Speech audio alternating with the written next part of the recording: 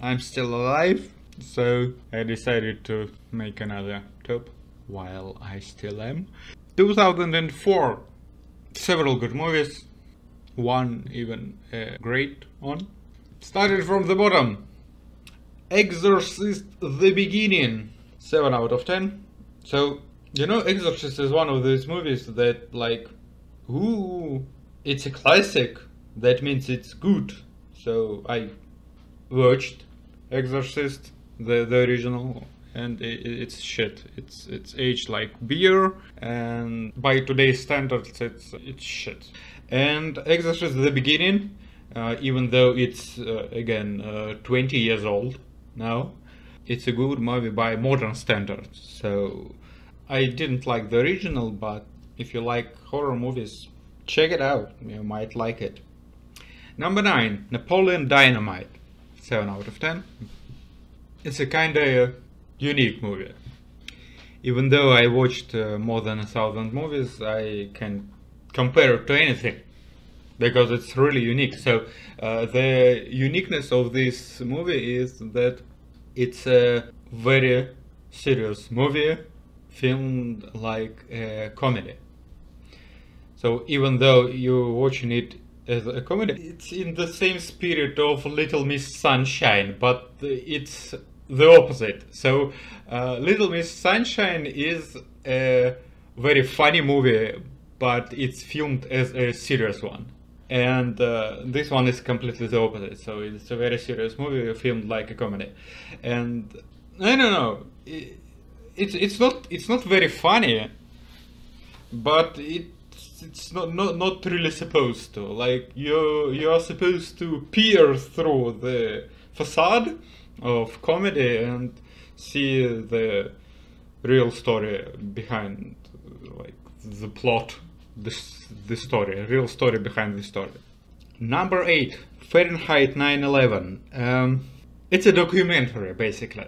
It's a documentary about 9/11, and documentaries aren't really supposed to be entertaining, so it's not very entertaining, but it's very interesting because when 9/11 happened, I was a child.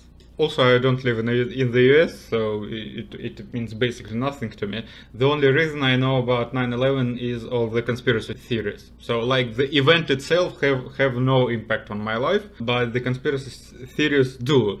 And again, it looks like a conspiracy theory, but it's not a conspiracy theory. It's just a lot of facts that are omitted by the official stance on the situation. If you live in the US, or you care at all about politics or economy, you need to watch it. I'm not exactly endorsing the conclusions that what's his name? Alan. I think it's Alan Moore. I remember the surname, but I don't remember the name. Alan Moore. Okay, I'll roll with that. It's not very important. I don't exactly endorse the conclusions that he came up to, but the facts, they are undebunkable. Like, these are actually the facts, if you care at all about politics. Because, like, even though it happened 20 years ago, it still impacts the US politics, first of all, and the world politics as a collateral damage. So, yeah, if you have any interest in politics, you have to watch this movie. And again, even though it's a documentary, it's not a chore to watch. Like, you can actually find enjoyment in watching it, so that's why it's in the top. Also, 9 out of 10, because everyone should know about 9/11 and why it happened. Okay, number 7, Primer. It's a time travel story told in a very convoluted way. You probably won't enjoy watching it because, again, it is a chore. As opposed to Fahrenheit 9/11, it is a chore to watch because the enjoyment comes from understanding the whole story, because you're shown a fraction of the story, kind of like in Triangle. You probably haven't watched the Triangle, but Triangle is a time loop. And here it's more complicated than that. Despite all of that, again, if you like a brain teaser and you are interested in time travel, the concept of time travel sounds intriguing to you, definitely watch it. If not, maybe skip it, because like it's a very like the movie itself isn't that interesting, because it's filmed in a way that you have to think about it a lot, or watch a lot of video explaining what it is about, or what the actual story is, and so on and so forth. But as a standalone movie, it's not very interesting if you're not a fan of time travel. Yeah. Number 8, Before Sunset. It is the second movie of the trilogy, and it is the best one. Basically, it's a rom-com, but again, it's basically the story is two people in love, walking and talking. Walking and talking, that's all. That's the whole movie. Nothing happens, no big events, just like two people walking and talking. And it sounds dull, but like the dialogues are very good.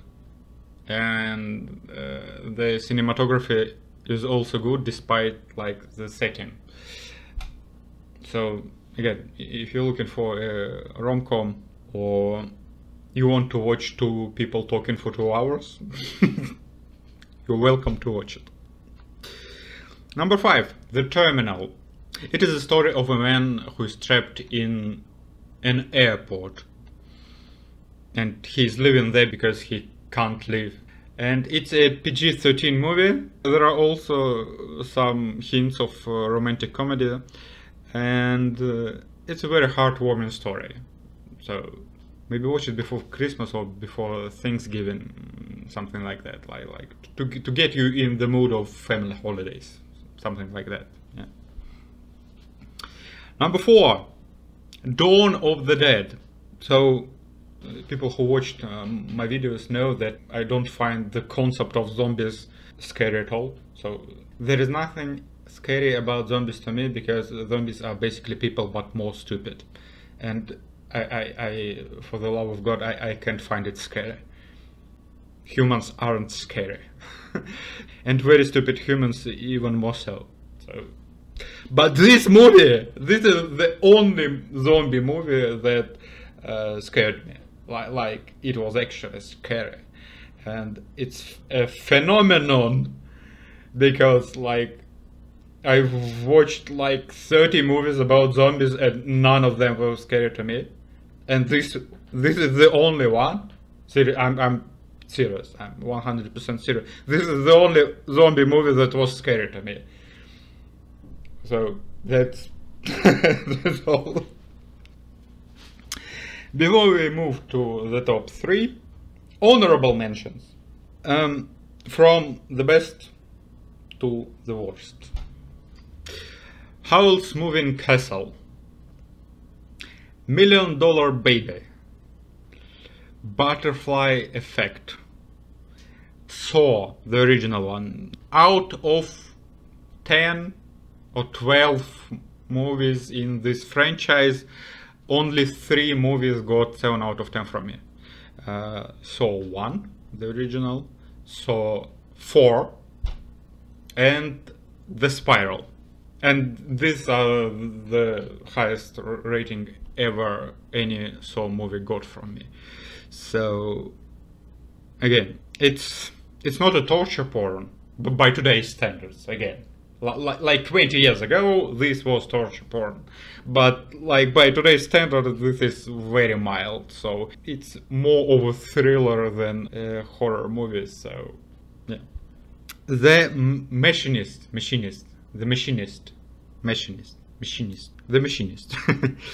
Alien versus Predator. Okay, again, a couple of words. This is the best rated Alien movie for me. It's got 7 out of 10 from me. And seriously, I haven't watched the last 2 movies from this franchise. I'm still onto it. They are in my watch list. But like out of the first 6, this is the best one. no offense to Alien franchise lovers, but like it actually has a plot.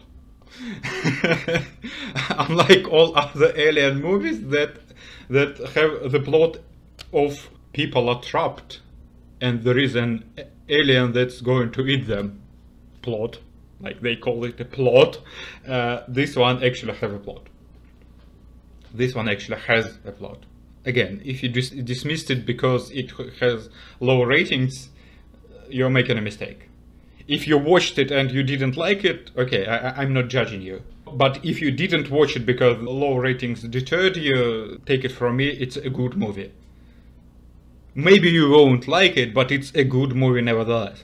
Like all of the movies in my tops. Totally wonderful. And the last one is for Russian people only.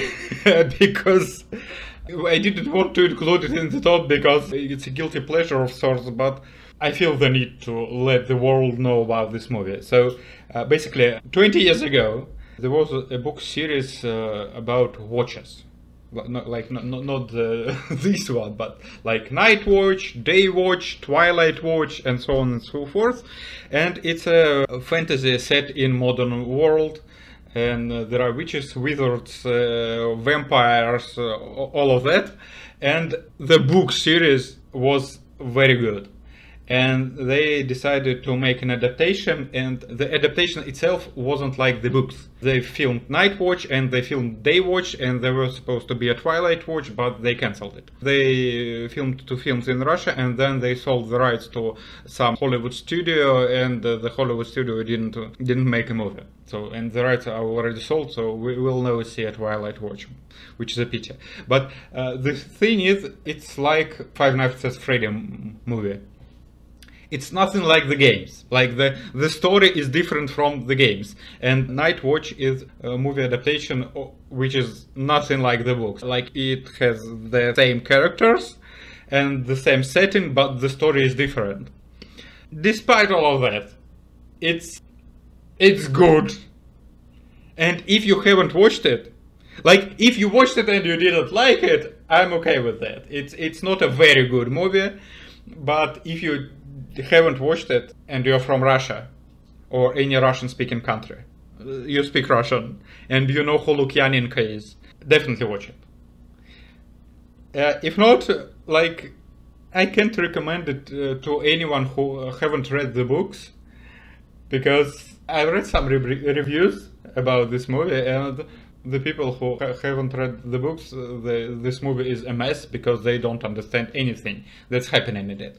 So, like objectively, this means this is a bad movie because you aren't required to know anything outside of the movie to make it enjoyable. But I like it. That's why it's in the honorable mentions and not in the main top. That's all. Okay. Number 3. Fuck. The Day After Tomorrow. It's kind of the same story as with the Dawn of the Dead, because apocalypse movies aren't usually very good. They are very, I don't know the word. The word doesn't come to me. Like the scale, they're very epic. The word is epic. They're very epic. A lot of CGI and everything explodes and so on and so forth. But they lack the story. As the movies about zombies and musicals and so on and so forth, usually they lack the depth and usually they lack the story. But this one, it has both. So it has the depth and it has the story, and the story is very good. That's why it's in the top. Number 2, Paranoia Agent. So this isn't a movie because it is a TV miniseries, but the whole runtime of it is like about 2 hours, maybe 3. So technically it's still a movie, and it's from, again, I always forget his name. Even though he's a genius and I adore him, I forgot his name. Satoshi Kon, yeah. It's from Satoshi Kon. Satoshi Kon. Satoshi Kon. Satoshi Kon. Satoshi Kon. It's from Satoshi Kon, and it's the second best movie, whatever, he made. And if you watch Paprika and you liked it, this is the original. Like, basically the story is the same, but it's much better. Paprika is like a dumbed down version of Paranoia Agent. The upside of Paprika is that it doesn't have any fillers. Paranoia Agent has a couple of episodes that are fillers. I don't know why, but it does. But if you disregard them, the story is better and everything is better, and you have to watch it. It's a supernatural thriller. It's also anime, so yeah.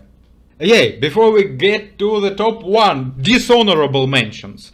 It's a new segment because this whole top thing started with a realization that top 250 from IMDb is complete trash, and half of the movies that are in it don't deserve it at all. It seems suitable to me to include movies that are very highly regarded and they shouldn't be. So, starting from the bottom. So, the worst ones are first. The House of Flying Daggers. I hate this movie. I hate this movie because it's nothing. It's nothing, and on top of that, it's Chinese Communist Party propaganda. The next one is Birth. So this is a movie about a boy, a 10-year-old boy that is hitting on an adult woman because he thinks he is her dead husband. And I was intrigued by this concept, but it turned out to be a horrible movie. You probably haven't even heard about it. Next one, Cube Zero. Okay, so I adore Cube 1, and I like Cube 2 Hypercube, and this is shit. It has nothing to do with the original or with the sequel. It's just a very bad movie. Next, Van Helsing. Again, this movie tries to be good, but it fails at it miserably. Hellboy, no comment. Shark Tale, no comment. Shaun of the Dead. People tell me that this is a comedy, but since it's a British comedy, I haven't laughed once, I haven't smiled once, and it's very boring, and maybe it's a cult movie because it can't be a good movie. Next, Eternal Shining of the Spotless Mind. I hate this movie. I hate how popular it is. It is nothing. Absolutely nothing. Also, Jim Carrey can't play dramatic characters. I don't know why he's in this movie. Next, The Village. It's M. Night Shyamalan movie, and as most of his movies, it sucks. Some people like it. I don't know why. It's a boring movie. The Notebook. Also a mystery to me. What the fuck did you find in this movie? It's boring, it's stupid, the story makes no sense, and the actors are terrible. Like, why? And the last one is The Passion of the Christ. Mel Gibson shouldn't make movies, basically. So, Apocalypto and The Passion of the Christ are terrible movies, and they're boring. They're very boring, and they're full of plot holes. And you can enjoy The Passion of the Christ if you love torture porn.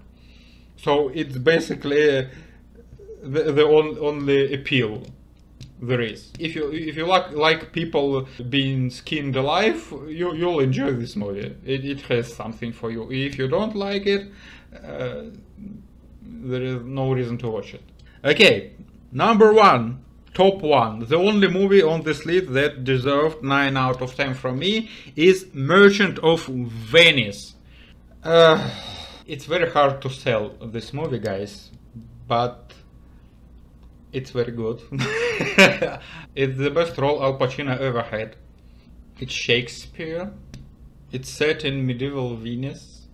It's a very good movie. I don't know what to tell you. That's all.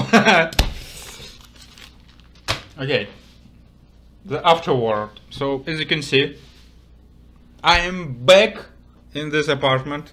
It's been almost a year since I recorded last time. I have lost my flag.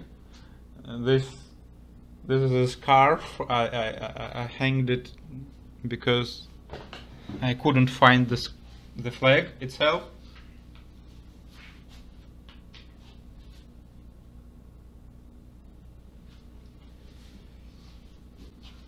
I recently moved, so it must be in one of the boxes, but I couldn't find it. I hope by the next video I'll find it and hang it on its proper place. My hand.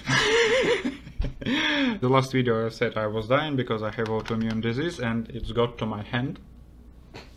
Basically it is arthritis. It's not arthritis, but to people who don't know anything about that, you can assume it's arthritis. So I can't move this hand very well now, and I don't know how I'll edit it because shit hurts, and I don't know if I'll get better because I'm going through some treatment now, and it doesn't seem to be working, sadly, and they say it's chronical, so you can pray for me.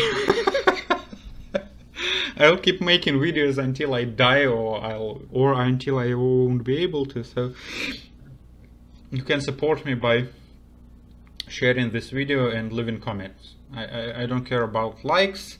I don't care about views. I care about being alive, and as long as you remember me, I'm alive. So share it to as many people as you can, and leave as many comments as you can, because when I die, I won't be able to answer any of your questions. So remember that my main purpose is to spread the message of determinism.